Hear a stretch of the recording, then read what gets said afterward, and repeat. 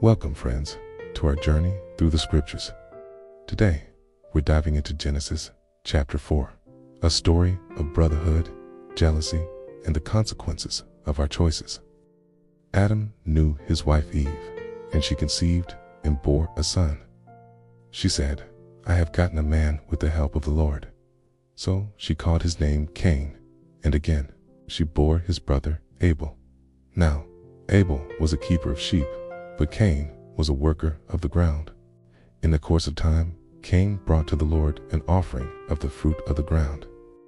Abel also brought of the firstborn of his flock and of their fat portions. And the Lord had regard for Abel and his offering, but for Cain and his offering he had no regard. So Cain was very angry, and his face fell. The Lord said to Cain, "Why are you angry, and why has your face fallen? If you do well, will you not be accepted? And if you do not do well, sin is crouching at the door. Its desire is for you, but you must rule over it." This is a powerful moment. God doesn't just reject Cain, he warns him. He gives him a path to redemption, a chance to master the anger brewing inside him. He tells him that sin desires to control him, but he has the power to overcome it. Cain spoke to Abel his brother, and when they were in the field, Cain rose up against his brother Abel and killed him. A terrible act, born from jealousy and resentment. The first murder, the first time human blood was spilled by a brother's hand. Then the Lord said to Cain, "Where is Abel, your brother?" He said, "I do not know. Am I my brother's keeper?" A defiant, haunting question that echoes through the ages. Cain tries to evade responsibility, to deflect the weight of his own action. And the Lord said, "What have you done? The voice of your brother's blood is crying to me from the ground. And now you are cursed from the ground, which has opened its mouth to receive your brother's blood from your hand. When you work the ground, it shall no longer yield to you its strength. You shall be a fugitive and a wanderer on the earth." The consequences are severe. Cain, the farmer, is now cursed from the very soil he once worked. His connection to the earth is severed, and he is condemned to a life of rootless wandering. The punishment fits the crime, isolating him and marking him as an outcast. Cain said to the Lord, "My punishment is greater than I can bear. Behold, you have driven me today away from the ground, and from your face I shall be hidden. I shall be a fugitive and a wanderer on the earth, and whoever finds me will kill me." Here we see Cain's fear. He's not just afraid of the curse itself, but of the vulnerability that comes with it. He fears that in his wandering, he will be met with the same violence he inflicted upon his brother. But the Lord said to him, "Not so. If anyone kills Cain, vengeance shall be taken on him sevenfold." And the Lord put a mark on Cain, lest any who found him should attack him. Even in judgment, we see a measure of God's mercy. This mark is not a brand of shame, but a sign of protection. God, in his sovereignty, declares that vengeance belongs to him alone, and he will protect Cain from human retribution. Then Cain went away from the presence of the Lord and settled in the land of Nod, east of Eden. The name Nod itself means wandering, a constant reminder of his sentence. He has been physically and spiritually separated from God's presence. He knew his wife, and she conceived and bore Enoch when he built a city.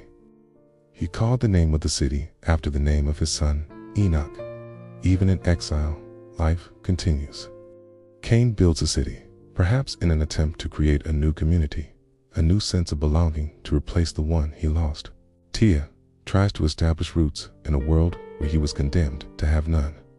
2. Enoch was born Irad, and Irad fathered Mahujal, and Mahujal fathered Methuselah, and Mahujal fathered Lamech, and Lamech took 2 wives. The name of the one was Ada, and the name of the other, Zillah. Ada bore Jabal. He was the father of those who dwell in tents and have livestock. His brother's name was Jubal. He was the father of all those who played the lyre and pipe. Zillah also bore Tubal-Cain. He was the forger of all instruments of bronze and iron. The sister of Tubal-Cain was Naamah. Here, we see the beginnings of civilization, culture, and technology through Cain's lineage. There's animal husbandry, music, and metalworking. Humanity is developing, innovating, and building a world for itself, even in this state of separation from Eden. But the shadow of violence continues. Lamech said to his wives, Ada and Zillah, hear my voice. You wives of Lamech, listen to what I say. I have killed a man for wounding me, a young man for striking me. If Cain's revenge is sevenfold, then Lamech's is 77-fold. Lamech's song is a boast of pride and vengeance, where God promised a sevenfold protection for Cain. Lamech arrogantly declares a 77-fold retribution for himself. He takes justice into his own hands, escalating the cycle of violence that began with his ancestor. The sin that was crouching at Cain's door has now found a home in the heart of his descendants. But the chapter doesn't end in darkness. There is a glimmer of hope. And Adam knew his wife again, and she bore a son and called his name Seth, for she said, God has appointed for me another offspring instead of Abel. For Cain killed him. Seth's name means appointed. He is the replacement. It's the one who will carry on the godly line that was tragically cut short. To Seth also a son was born, and he called his name Enosh. At that time, people began to call upon the name of the Lord. This is a pivotal moment.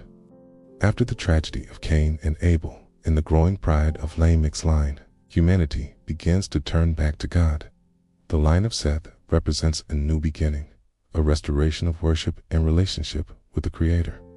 It's a reminder that even in the face of sin and sorrow, God provides a way forward, a path of redemption and hope. Genesis chapter 4 is a profound and somber story. It's filled with crucial lessons about choices, consequences, jealousy, and forgiveness. It shows us the destructive power of sin when it's allowed to rule our hearts. But it also reveals the enduring hope found in turning back to God. Thank you for joining me today. I hope this reading and reflection has been meaningful for you. If it has, please consider liking this video and subscribing for more journeys through the Word. May you find strength to rule over whatever crouches at your door. God bless.